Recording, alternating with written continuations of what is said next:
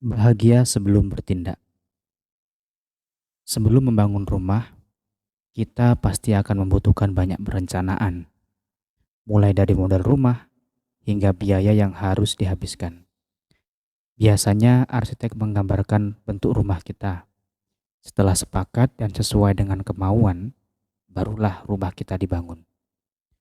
Bukan saja pembangunan rumah, proses produksi barang apapun terlebih dahulu dibuatkan blueprintnya.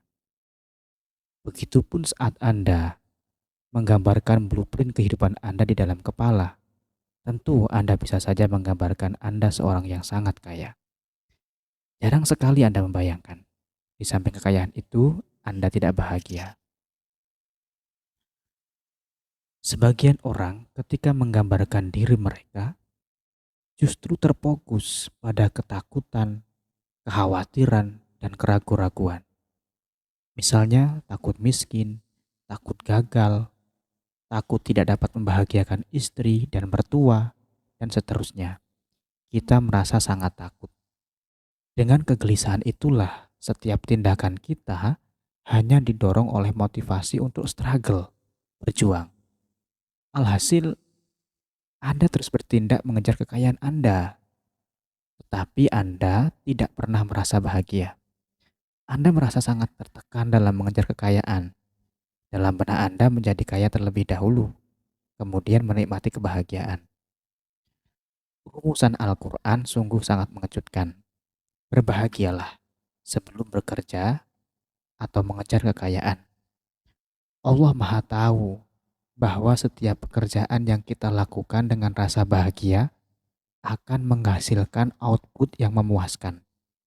Dalam beberapa ayat di dalam Al-Quran, Allah Subhanahu wa Ta'ala selalu mendengung-dengungkan supaya kita bahagia dalam menapaki hidup ini. Tidak perlu bersedih, tidak perlu takut. Justru sebelum melakukan apapun, kita dianjurkan mengucapkan kata-kata kebaikan, seperti mengucapkan basmalah, Bismillahirrahmanirrahim. Ucapan yang menggetarkan hati kita, ucapan yang penuh pengharapan bahwa Allah Subhanahu wa Ta'ala senantiasa menemani kita dalam hidup, bekerja, dan berkarya. Betapa bahagianya kita, bukan? Dalam setiap denyut nadi kita, Allah mendampingi kehidupan kita. Allah senantiasa menyertai detik-detik kehidupan kita. Bahagia sebelum melakukan apapun sudah sering dipraktikkan Rasulullah Shallallahu Alaihi Wasallam. Menjelang pagi hari, Rasulullah Shallallahu Alaihi Wasallam mengajarkan kita sholat duha. Dalam sholat tersebut kita berdoa meminta kemudahan, kelancaran, dan limpahan rezeki. Setelah sholat duha, air muka kebahagiaan kembali menyirami wajah kita. Kita pun bahagia, lalu segera bergegas menuju ke tempat kerja. Selang beberapa jam, waktu zuhur pun datang. Azan berkumandang di sudut-sudut kota. Matahari mulai bergeser dari atas kepala kita. Hiruk pikuk perkotaan sangat terasa. Tubuh terasa lelah setelah dari pagi kita menguras pikiran dan tenaga. Marilah menuju kemenangan. Hayya alal falah. Itulah panggilan Allah. Saat itulah waktu yang tepat untuk kembali menstabilkan tingkat emosi kita, alias kembali mengondisikan diri kita pada kebahagiaan. Tunaikanlah sholat zuhur, nikmatilah, lepaskanlah semua permasalahan yang kita dapati sejenak saja. Lepaskan beban hidup untuk sementara saja. Biarkan kebahagiaan datang meliputi jiwa kita. Begitulah, rasakan sentuhan butiran-butiran air yang begitu sejuk. Nikmatilah.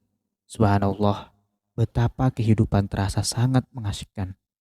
Ketika kita mengangkat kedua tangan, ruku, dan sujud, aliran darah kita mengalir, mengisi seluruh rongga tubuh kita. Oh, betapa nikmatnya. Sambil duduk dan berzikir seusai sholat, cobalah sebanyak-banyaknya mengundang rasa kesyukuran dalam diri. Pikirkan betapa Allah sudah memberikan kesehatan bagi kita, sehingga kita dapat bekerja dengan baik hari ini. Syukurilah, tersenyumlah, lalu berdoalah sepenuh hati, mintalah kepadanya dengan penuh kesungguhan.